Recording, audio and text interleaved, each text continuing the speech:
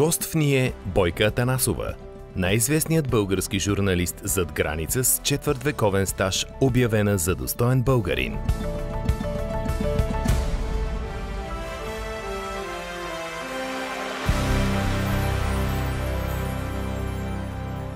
Слънце, Венера и Марс в съзвездието Близнаци, при това на асцендента, Луна и южен възел във Везни, пети дом.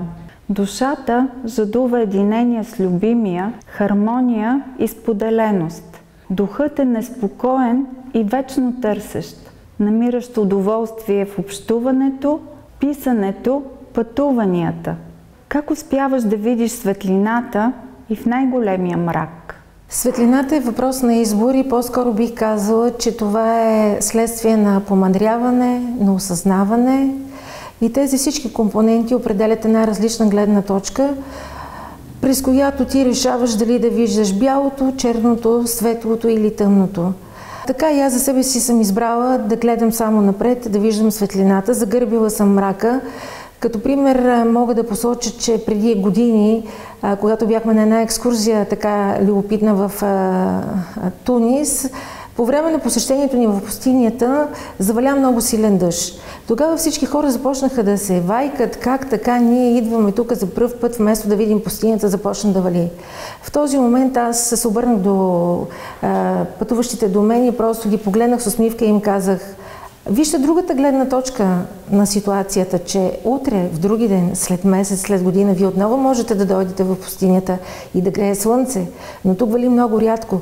Така че се усмихнете и приемете това ваше щастие да видите една дъждовна пустиня. Така че всичко е въпрос на гледна точка, начина по който възприемаш ситуацията и нещата около себе си. Колко пъти си изоставила всичко заради любовта? Любовта е емоция, адреналин, хормон. Случва ми се един единствен път и то много за малко, но не се почувствах удовлетворена от това, че напуснах професионалното си поприще и моето духовно развитие, за да се отдам на тази емоция и много бързо се върнах към себе си.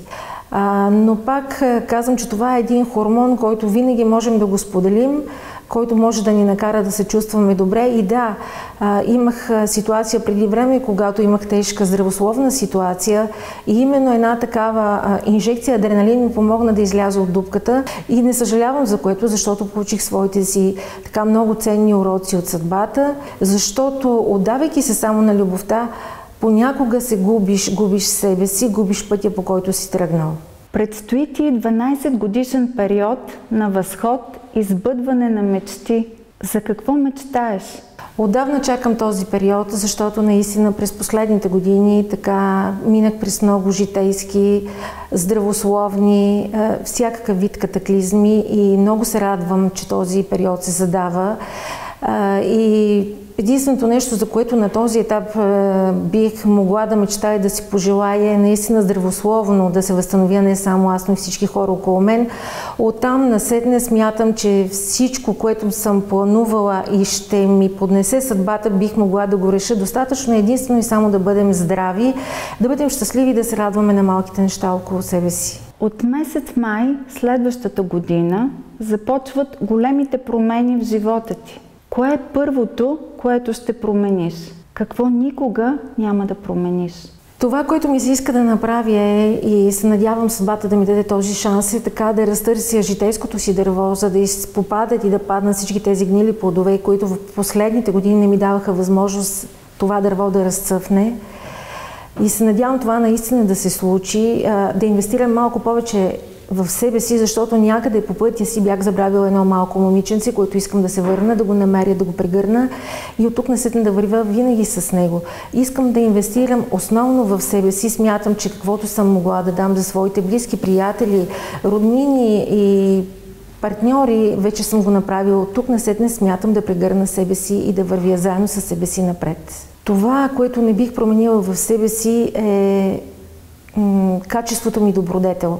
Винаги съм казвала, че най-лошото качество в моя характер е моята добродетел. Аз винаги се усмихвам, винаги съм добра, пожелавам най-хубавото и най-доброто дори на враговете си. Аз не познавам гняв, не познавам омраза, не познавам мрака, както казахме в началото, познавам само светлината и искам да остана и да продължа да бъда себе си, да бъда светла, усмихната, щастлива и да пленявам с вътрешната си красота хората около себе си. От тази година започва периодът ти на рушене на илюзии. Коя е първата? Илюзиите са багрите в живота ни, дъгата, бих казала. И е хубаво да ги имаме, защото по този начин някакси можем да преживееме по-тежки ситуации, които идват в нашия живот. Но да, има и моменти, в които тези илюзии трябва малко да направят място на истинските неща, които се случват около нас. Може би това, което бих разрушила в себе си като илюзия, да спра да вярвам, че хората може да се променят. Те са просто такива, каквито са и аз трябва да ги приемам в тяхната същност и да не се надявам, че могат да се променят. Благодарим ти за гостуването, желаем ти любов и светлина. Аз ви благодаря много за честта да бъда част от това невероятно, единствено предаване, което няма подобно на себе си в българския, бих казала дори и в гръцкия ефир, защото имам тази възможност да наблюдавам какво се случва и там. Сега сме в едни на чудеса, щастливи дни и се надявам чудесата да се случват все по-често и при вас, и в хората около нас.